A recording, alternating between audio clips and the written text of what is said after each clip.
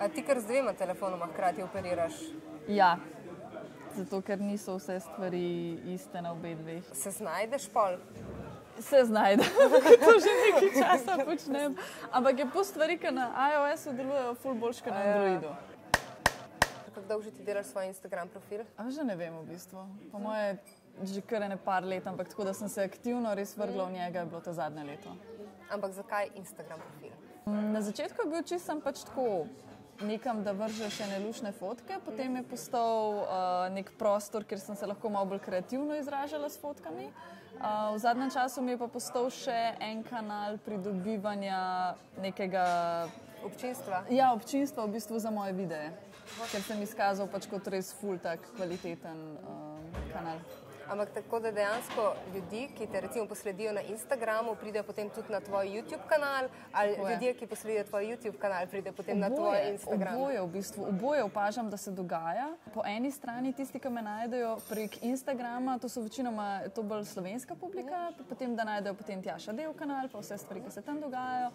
Opažam pa, da gre lih obratno, naprimer tisti, ki pa najprej najdejo moj Cat4K kanal, ki je zelo tako tehničen, pa zelo neoseben. Pa načeloma ljudje ne vejo nič o meni, pa pridejo potem na Instagram in potem vidijo, ok, ima tudi neko življenje v zadaj. Instagram je pri večini oseb, ki ga pač uporabljajo, dost osebna stvar. Kje ti potegneš mejo, kaj deliš, kaj pa ne? To je pa večno vprašanje. Ponavadi je nekako tako, vedno si probam predstavljati une troll komentatorje na YouTubu. Tisti res, ki ti grejo res na jetra ljudje, ki puščajo grde komentarje gor in sem tako, a želim, da taka oseba vidi mojo fotografijo in če sem tako, ne želim tega deliti s tistimi ljudmi, potem sem tako, ok, tega ne bom delila. Ampak drugače pa Instagram je dejansko eden izmed kanalov, kjer grem jaz ful bolj osebno, kakor na vseh ostalih profilih. Tudi naprimer na osebnem Facebook profilu ne grem tako osebno. Zdaj, kaj je razlog za to? Se mi zdi, da ne vem, se še vsem mečkan loči tista tvoja osebnost, tiste ene fotografije, pa se mi zdi, da stvari nimajo tako dolge življenjske dobe, kakor naprimer na ostalih kanalih. Kako se pa loči Tjaša na Instagramu od življenja Tjaše zasebno? Na Instagramu smo vsi veseli, srečni in zadovoljni, večinoma. Tjaša na Instagramu je spolirana v nulo. Tjaša na Instagramu, tudi če je brez make-upa, je pač koža čista, filtrov 5 gor, vse je lepo estetsko pošlihtano. Čeprav tudi Tjaša na Instagramu ima kakšen slab dan, pa to obrne v neko dolgovezenje o tem, kako se lahko kaj naredi, da ti je v življenju bolje in na ta način. Tjaša na Instagramu je zelo inspirativna, zelo veliko ima nekih življenjskih nasvetov in takih stvari, medtem ko Tjaša v realnosti je pa veliko bolj zmedeno bitje. Cinizem na Instagramu se mi zdi, da ne deluje. Cinizem, zdaj tako v nekih zdravih razmerih bi po moje znal delovati, ampak se mi zdi, da na Facebooku bolj pride tisto do izraza. Da še zmeraj ko greš na Instagram, se hočeš sprostiti in nisi gor iz katerihkoli drugih razlogov. Ponavadi sledimo stvarim ali zaradi tem, ker se hočemo sprostiti, ker hočemo nekaj novega zvedeti, pač za nek escape iz vsega tega, za nek pobeg od realnosti. In v bistvu Instagram uporabljamo lih za to, za pobeg iz realnosti, da gledaš lepe fotke in da si tako, v bistvu bi bil ful zdale na plaži v zuni ali pa na Pokljuki, na snegu, ne pa tle noter v pisarni. In je to potem tisto, kar nekako probaš servirati tudi ostalim ljudem. Občinstvu. Ja. Ti si podjetnica in podjetnica mora poznati dobro svoje orodje, ki ga uporablja. Zdaj, če je eno YouTube kanal, pa recimo, da je drugo Instagram oziroma ostali kanali, kaj so 3 triki v Instagramu, ki si se jih ti naučila in jih je vredno upoštevati? Ta prva stvar, ki se mi zdi, da je zelo pomembna pri Instagramu, je, da razumeš, da kljub temu, da je v zadnji algoritem, je ta algoritem zelo pameten. In čim se začneš posluževati nekih zelo mehanskih načinov pridobivanja sledilcev, se ti to zelo hitro lahko obrne v situacijo, ko nimaš tistega pravega engagementa z ljudmi in Instagram zelo hitro pogrunta, da so te tvoje številke fake. In tudi kdorkoli se pač mečkan spozna na Instagram in pogleda številke, naprimer čist procentualno število sledilcev, pa število lajkov na posamezno fotko, se zelo hitro vidi razlika, kdo je dejansko organsko prišel do tega, pa kdo je zelo na hiter mogoče prišel do tega. Lahko tudi organsko, ampak samo da je bilo to zelo hiter. In se zelo pozna ta community, ki ga moraš v bistvu graditi pa vzdrževati. Tako da pač tako kot vsak drug kanal tudi tle zahteva velikega dela, velikega konstantnega vlaganja v to. Nič se ne zgodi čez noč. To se mi zdi, da je taka ta prva. Ta druga je potegaj vse, od ljudi, lokacij, hashtagov, vse živo. Ta tretja je pač estetske fotografije, so še zmer tiste, kjer morajo biti ta glavne. Pač tvoj feed, ko odpreš tvoj profil, mora izgledati kot ena celota. Jaz si to včasih predstavljam kot eno tako tvojo osebno galerijo. Ko prideš noter, se mora vse lepo skladati, vse mora biti, ne rabi biti isto, ampak mora nekako estetsko potegniti skupaj.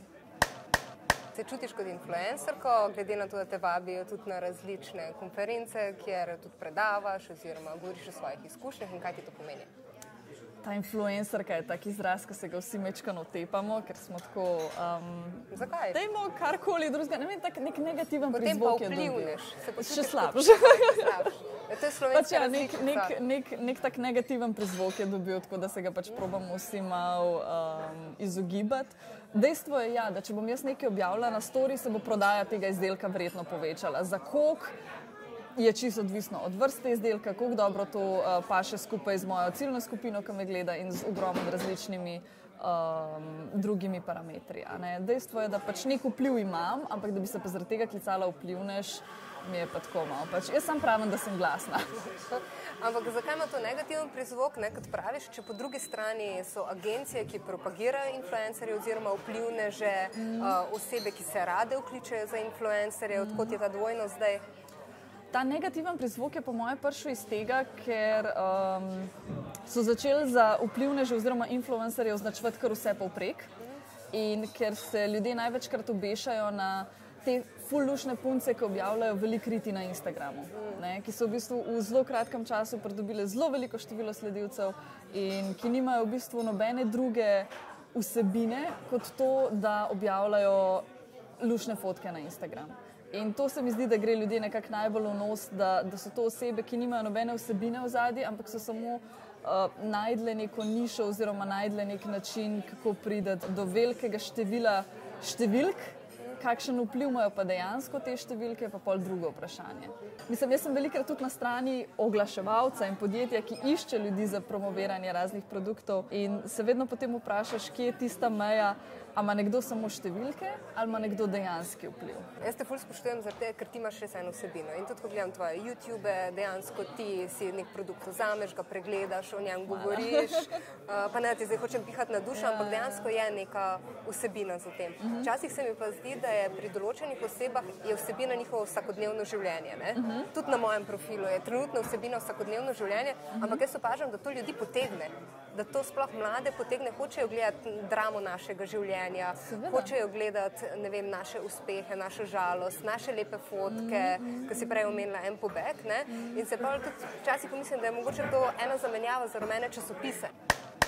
Mogoče je prazno, ampak praznina prodaja. Ja, dejansko je v bistvu to nek tabloid, veliko bolj realno je, veliko bolj se lahko poistovetiš z njimi. Sej ne me narobe razumeti, tudi jaz to serviram. Pač december, Vlogmas, to je dejansko moje življenje, ki je sicer kurirano za to, da zgleda malenkost bolj zanimivo, kot dejansko je, oziroma zgoščeno v en krajši video. In dejansko, ja, življenje in pač drama vsakdanjega življenja definitivno prodaja, ker s tem se lahko veliko širše količina ljudi poistoveti. In s tem ni tudi nič narobe. Sam pač vedno se moraš vprašati najprej zase, kje je meja, in potem pač tudi, da znaš tvoje življenje tako oblikovati, da tudi če se ne dogaja drama, da znaš pripovedovati zgodbe. In tle se v bistvu pokažejo, kjeri so res dobri, ali so to vlogerji, ali so to tisti, ki delajo instastorije, kjeri so res dobri dramaturgi, kateri znajo res dobro zgodbo povedati, zgodbo ven iz tega povleči, da te držijo noter in da naprej delaš. Meni je na primer en tak ful zanimiv primer Katja Grudnik. Ona ne dela blogov kot takih tipičnih na YouTubu, kar dela na YouTubu, ima zelo take strukturirane videe, ampak njeni Instagram story so tako nori za pogledati. Mislim, ona objavi včasih v dnevu 20-30 različnih kratkih filmčkov in jaz jih z veseljem vsakega do konca pogledam. Ampak je pa tudi vedno vesela in srečna. Vedno. Vi pa boste vedno veseli in srečni, ko boste gledali Osvežilno fronto in eksperiment, pri katerem mi pomaga Tjaša.